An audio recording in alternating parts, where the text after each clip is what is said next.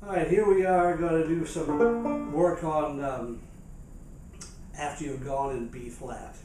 Start to harmonize the song.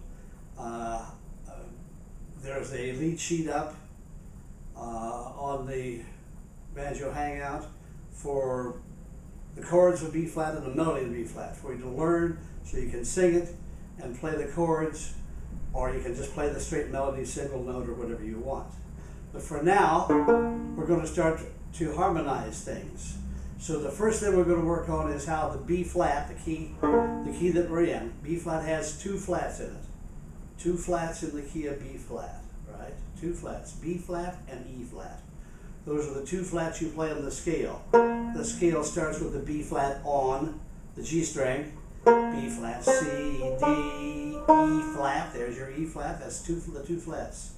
F, G, A, B flat up to the first fret of your A string, the top string.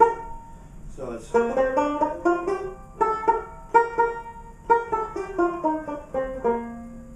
that's the B flat scale. Now we'll start to harmonize it. B flat, D, F are the three notes of a B flat chord. B flat, one D, and F. The root, the third, and the fifth. B flat, D, F. B flat, D, the third, F, the fifth. Now, so to start harmonizing in the B flat, we would start out, the B flat you knew from the scale is on the G string, the third fret. Play that with your second finger and reach over and play the D, which is the third, B flat, C, D.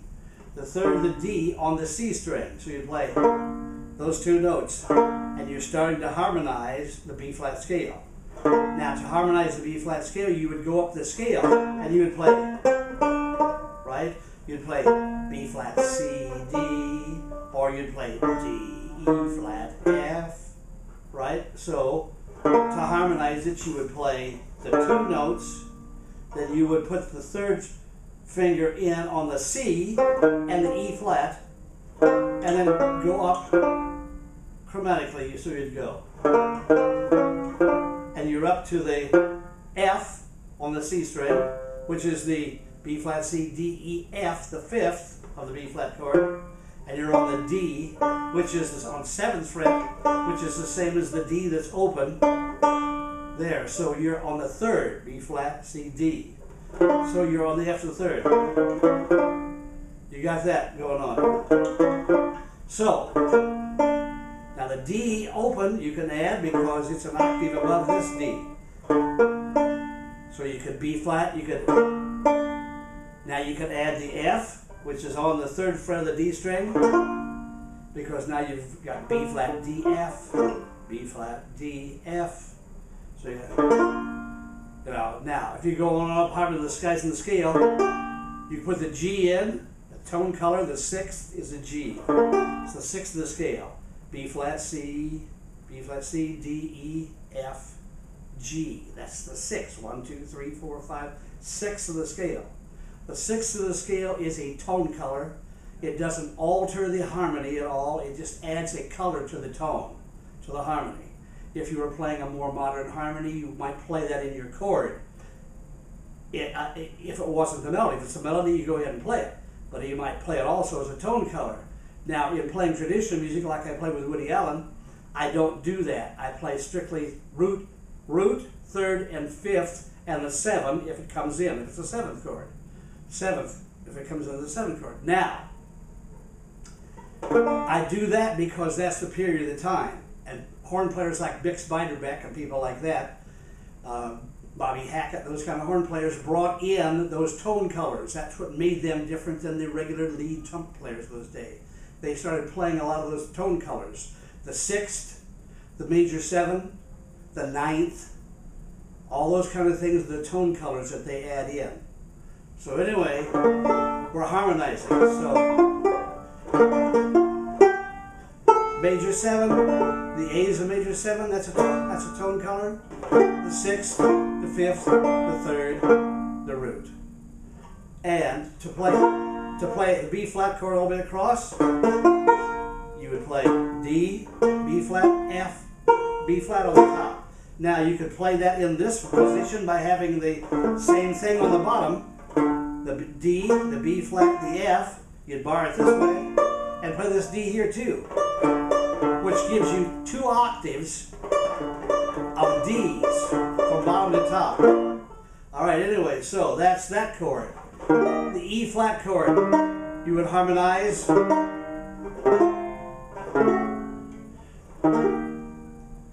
You would harmonize the E flat a similar way. As you're coming. Now, all right, so the E flat chord that we're going to be using is the same as if you would take the C and play it with the 3rd and 4th fingers, because your first finger would become the nut. This is called the nut. First finger becomes the nut because you go C, C sharp, D, E sharp, or in harmonic, E flat.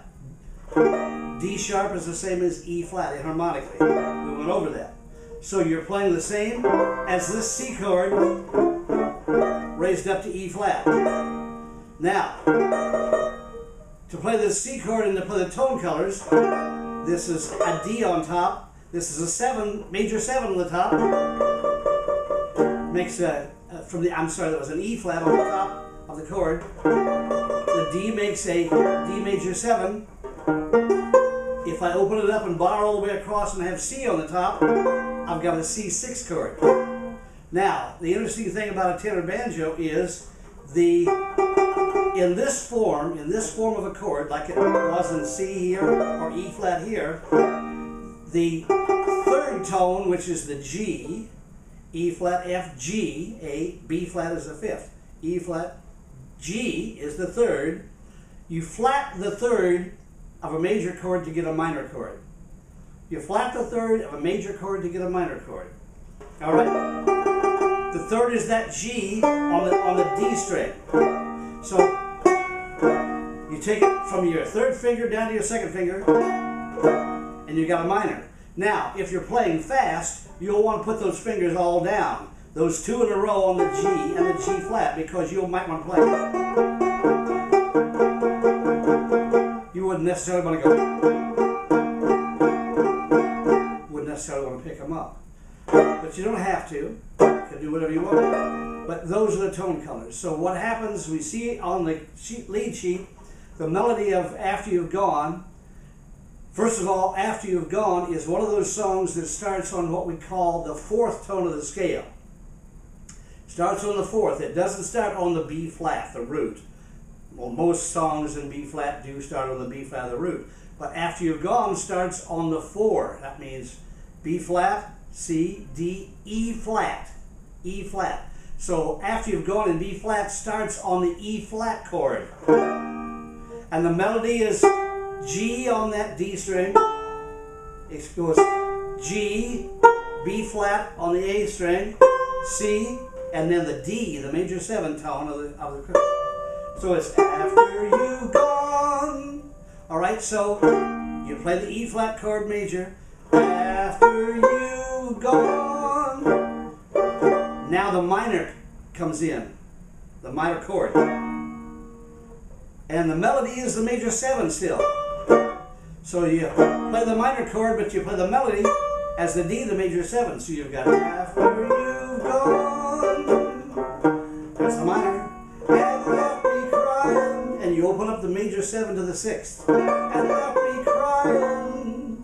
Then you do the same kind of interval melody from the D, the 3rd of the B flat chord. You started on the 3rd of the E flat chord. Now you start on the 3rd of the B flat chord with the D. That was the first chord I started harmonizing with you, which is the D on the C string and the B flat on the G string. And you let the D string ring open because that's the melody. And it goes, now you play After You've Gone. Again, you play up to the 5th, up to the 6th, and then the major 7, open. So it's After You've Gone, minor, and left me crying, B flat, After You've Gone, major 7, okay? Now the chord goes to a G7 chord. a lot of G7 forms you can play in what's going on here. I'm going to use the G7 form here that opens the 9 because the melody is the 9. It's a G9 chord. The melody is the 9. So I need a G7 under that. Well, the B flat I had here, which was just 3 notes, which was the D, B flat, F. What do I need to change that to a G7? The B flat, root of the B flat chord, goes to the 3rd of the G7 chord, B natural. So a G7 chord, you start counting again. G, A, B natural, no B flat, G, A, B natural, C, D. Then we go on E, F to make the 7th. We need the 7th tone, root, 3rd, 5th, 7th. Now we don't always have to have all those notes because we're only on 4 strings. The first one you usually give up in this kind of a thing is the root, the G. I know that doesn't sound like it makes sense, but it does. So in this case, you've held the D, which is G, A, B natural, C, D. All right? So you held the D. Now the B flat that you had, you made G, A, B natural. You moved it up a half a step to the 4th fret with your 3rd finger. You're here, you've done that. Now on the next string, you could play that D open, but it sounds better if you go on up and play it from D, D sharp, E, F. And F is the 7. And the 7th tone in there helps you know that what it is, what kind of a chord it is. 7, the 2 strongest notes in the chord are the 3rd, the E or E flat, major or minor, and the 7th. Now this is the natural 7th. This is not the major 7th. The natural 7th in any scale, the natural 7th is not in the scale.